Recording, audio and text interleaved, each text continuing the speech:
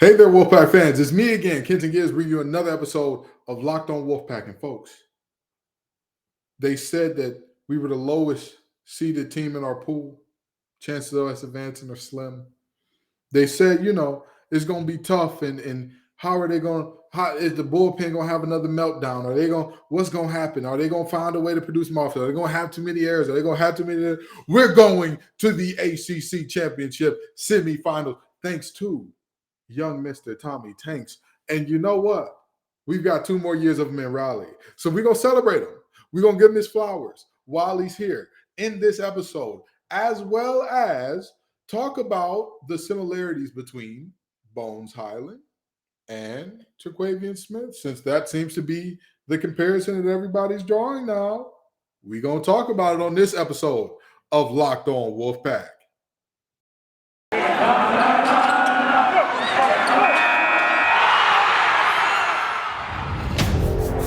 You are Locked On Wolfpack, your daily podcast on the NC State Wolfpack. Part of the Locked On Podcast Network, your team every day.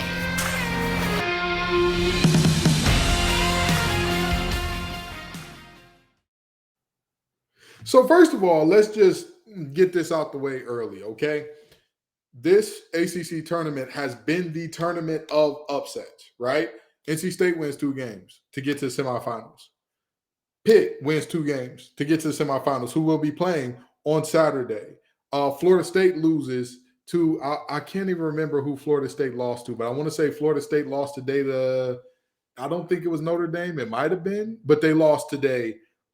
So another game has to be played to determine the winner of their pool. This has been an ACC tournament that is filled with thrills, with excitements, with ups, with downs, with heartbreaks, with close losses, all that good stuff. And guess what? Tommy White provided most of the thrills. He provided most of the ups when I look at what this team did and what this team was. Now, we came away with a 9-6 win over Miami after also beating Wake Forest last game to, fully get ourselves into position to be in the semifinals. And Tommy White, in 3 at-bats, was walked once. And every single time that the man was not walked, he knocked one out of the park. Let me say this one more time now. Every single time Tommy stepped up to that plate and he was not walked, that ball left the yard. It fled the scene. You understand? Tommy is, man, what a guy, what a player. What a player. I'll tell you what. Again, barring something catastrophic, in 3 years, you know what I mean? Detroit Tigers, we got the pick. You got to make But anyway, Tommy playing an absolutely spectacular game is part of what got us there, or a large part. Let's just be honest about that, right? We scored 9 runs, he batted in 5 of them. Let's just be honest about that. But now, when we look at the other part of what got us here, you look at, obviously you've got to talk about our pitching, and Matt Williston had a good outing. I don't care what anybody says about it. I don't care. The fact of the matter is, to go 6 innings, only giving up 2 runs on 4 hits, that's good work right there. That is really good work right there. And then Chris Villeman, of course, coming in to close the door. It was worrisome to see Logan Whitaker, who got to start, looking kind of shaky out there. It was worrisome. Not going to lie to you. Not going to perpetrate and act like, oh, I wasn't concerned for a second. Any member of Wolfpack Nation who is honest, who is telling the truth, will tell you we all were kind of like, we're in danger.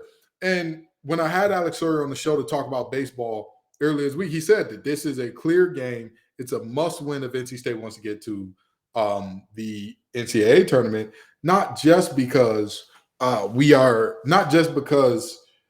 what we have or have not done may not be enough with everything going table and everybody getting what they should get, but in the case that there are some bid stealers, right? Like there are some teams from some lesser conferences where a team has won, 40 some odd games, and that team kind of has to go.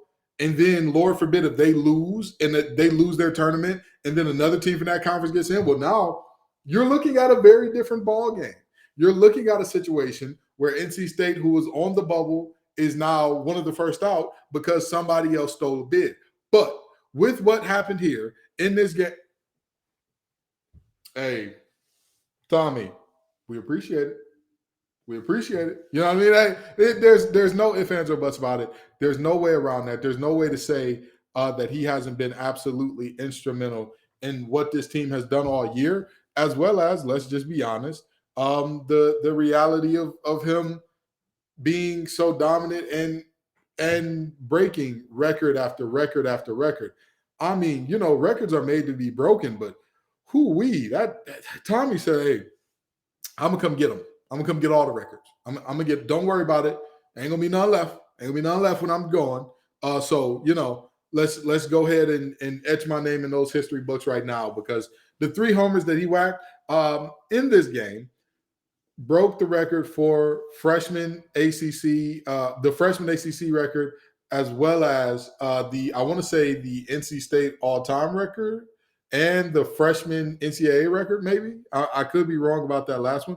But the fact of the matter is, for Tommy to be having the record-breaking season that he's having is absolutely amazing, especially considering, yes, he was the number 1 third baseman in the nation, but it's been needed.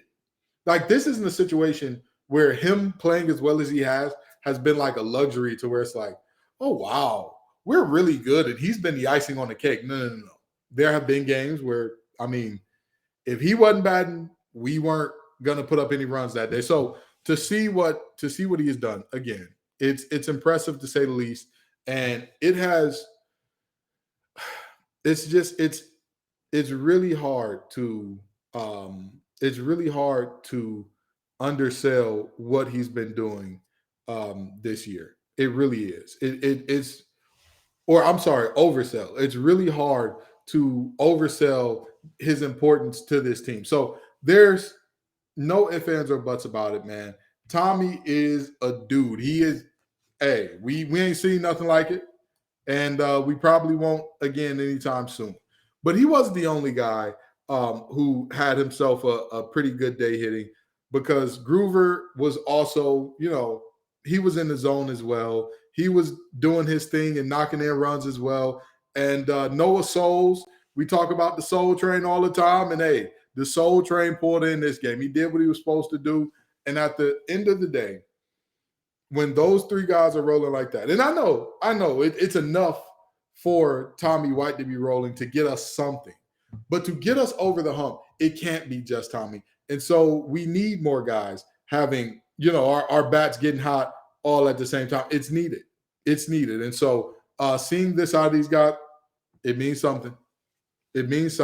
I'm just telling you, seeing these guys, even being the lowest seeded team in our pool, seeing these guys pull it out, seeing them win the 2 games necessary to get to the semifinals, to play a Pitt team that was the lowest seed in their respective pool.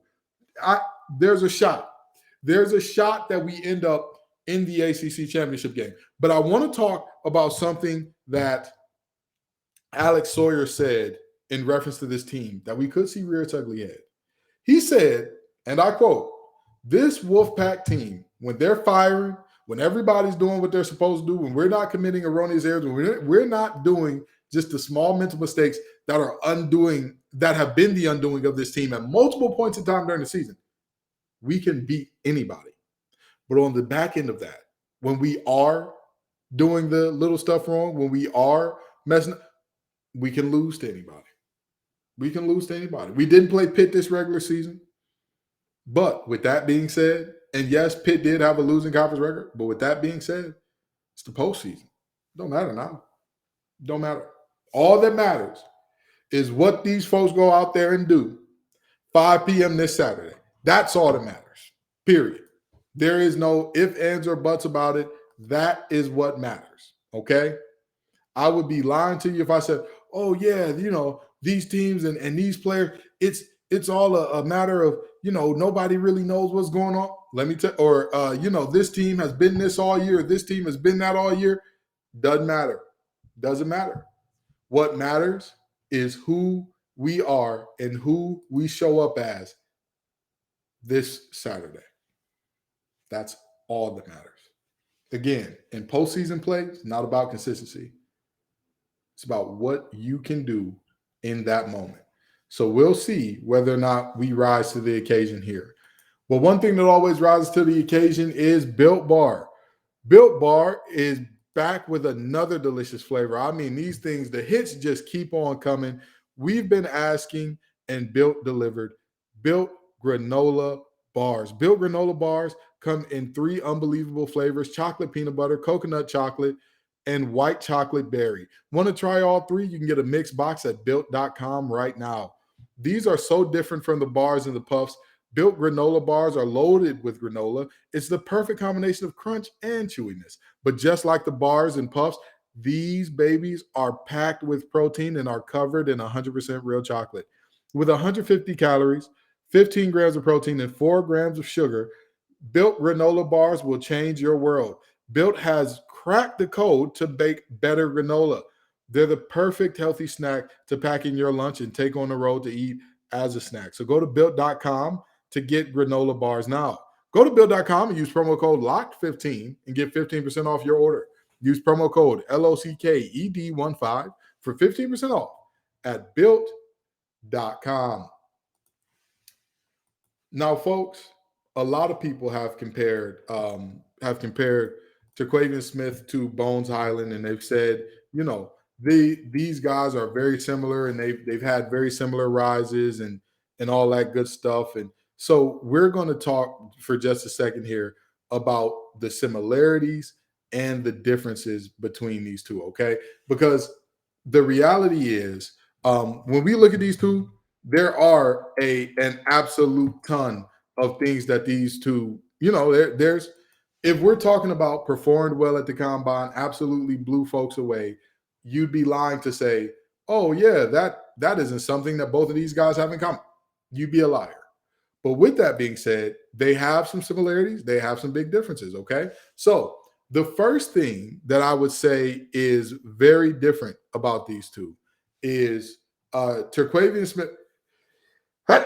Excuse me. Anywho, Terquavion Smith is a guy who, he shot the ball absolutely. He was a sniper during the season. And Bones Highland, or let me talk about the similarities rather. They were both snipers throughout the season. They both put up 37% from deep. So that's what they had in common. There's no ifs, ands, or buts about that. Again, these two, both ballers, both did a lot from the three-point line and all that. And the other thing that they have in common is they were trusted a lot to score off the dribble. There's no doubt about it.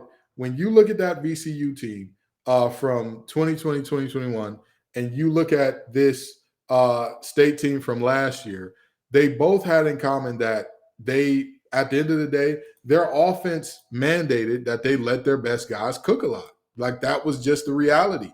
And Bones Highland was that on that VCU team in a similar way to what Terquavion Smith was on this team. But with that being said, obviously VCU was a lot more successful than what State was last year. And that's just the reality. Okay. I hope nobody's mad at me for that. I hope nobody's looking at me like I'm crazy for that. That is the reality. Okay. There's no ifs, ands, or buts about it. That's who we were as a team. The next thing is that Bones Highland was the guy for that VCU team. Or let me say this. Now I'm going to get to the differences. And the difference is Bones Highland was the guy for that VCU team, period. His second year. He was the guy outright. There was nobody else who you were thinking the ball is going to be in their hands more than his. And, he was actually delivered night in, night out while being the number one guy on everybody's scouting report. I think towards the end of the season, it might have shifted to Terquavion, but for the most part, there was a Darian Sebron there to kind of relieve the pressure. And the next thing is that, obviously, when I say second year, Bones Highland went back after his freshman year, where he averaged 9 points, came back the next year, averaged 19, showed a lot of showed a lot of growth in his game in a lot of areas, as far as being more than just a knockdown shooter, which is what he. I don't know what's going on with my body right now. I apologize. Which is what he was as a freshman. He shot 43% from deep as a freshman, but he did so in a role that you are not expected to do anything but get to your spot, get open. We will have somebody kick it to you. That is all. That is it. When he was asked to, again, be the primary guy and handle the ball a lot, he did so. He did so well. And he found he found a way to knock down a high clip of shots. But now, another spot where I see these two as very similar that I didn't really fully get into like I should have, is their playmaking or lack thereof. Both of these guys going into the combine were said to make sketchy decisions at best with the ball in their hands outside of their shooting. And even with shot selection, that's a little bit more of a question mark in terms of Terquavion Smith than it is for Bones. But also, Bones had another year of college basketball than Terquavion. So, again, that's not exactly apples and oranges. So, as far as the making decisions with the ball in their hands, Terquavion Smith actually had a better assist to turnover ratio than Bones Highland. Bones Highland, I want to say, had a 14 or 15 more turnovers on the season than he had assists. So there's similarities there. These two guys going to the combine, coming away with a good amount. Actually, no, Bones Highland had 24 more turnovers than assists. But there's a lot of similarities with these guys. And again, Terquavion Smith is a player I like a lot. I would love to see him back here in Raleigh, but man, if you're going to go be a multimillionaire, you know what I mean? Like, ain't nobody. I will say this because I don't know, and I don't want to talk about things I don't know. Y'all know me. No fluffies, no hit pieces, no disrespect, no throwing kisses. The fact of the matter is, I don't know if we have that type of NIL money, but I doubt it. I highly doubt it. You know what I mean? Like, I highly doubt that we have the type to match if he ends up being picked at, the back end of the lottery. Like, I'm not sure if we can match that. So, go get paid, dude. College is for you to get a job, to go make money. If you're going to get a job that's going to pay you a lot more money than what we get, go on. I think that there's money to be made if you come back, but that's a little bit of a risk. So I completely understand. I get it. Do what you got to do. Again, he and Bones Highland are the two that are being compared a lot. Bones Highland plays for the Nuggets now. If you haven't seen him, he's pretty good. He's a pretty good player and all that good stuff. But I will say this, and this is my final thought on this for today. If I am looking at what happened this season, and I am seeing what both Sebron and Terquavion have done at the combine, and if those two go on to legitimize and prove, hey, this wasn't a one-off at the combine, this is who I am as a player in the NBA, I think that would be the greatest indictment of a lack of coaching ability from Kevin Keast that there could be. I think that would be the nail in the coffin. That would be the, nothing to think about, nothing to say. That's all and that's it. This guy is just, he just doesn't have it, because the things that I'm hearing about Terquavion Smith are things that did not show up on tape at all. Now people were talking about how well he defended at the combine. And again, this is not to say Terquavion Smith is a bad defender. As a matter of fact, I think a lot of times his defensive struggles are part of that. When certain players, certain shooters, when their shot ain't falling, all of a sudden everything in their game unravels and falls apart. But there were times last year where he was a turnstile. Like, he played passing lanes well. Those steal numbers were good. They were good. But to see what he's doing, to see what Sebron's doing, if those two pan out and go to the league and become impact players right away, or even 2-3 years from now, I don't think that Keith would be around in 2-3 years from now if he can't coach legitimately. But I think that would be one of those things where we look back and we all kind of, How do we not see it? How did we not see it? How did we not know? And some people are going to beat their chest and say, oh, I knew from right away and all that good. Yeah, sure you did. But again, that'll be one of those moments where every doubt, every question, every wonder about him is legitimized. We got to pay some bills. I'll be right back, folks.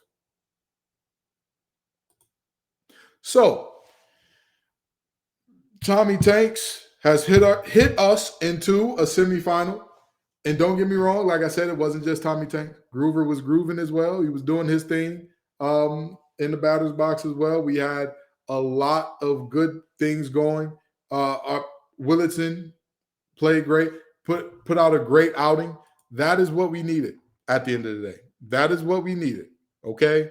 Again, Logan Whitaker, no offense, you know what I mean? No hate, no shade, but like, to give up 4 runs in 13 batters faced is a little tough. It's a little tough, you know what I mean? Like we got to be better than that. But again, for Matt Willitson to come in and you know, be really as good as he was, for Chris Villeman to come in and get the save, we did enough. Again, it's not about the numbers, it's about the alphabets. L or W, which one are you coming with? And we came W this time, all right? Thank you all so very much for coming out. I appreciate you every single time, Wolfpack Nation. Y'all make this show what it is. Keep on tuning in. I'm going to drop a show Saturday before the ACC semifinal, as well as a recap either Saturday night or Sunday to talk about what happened in that game. Thank you all so very much. Like I always say, y'all make this show what it is. Peace and love, y'all. And as always, go Pack.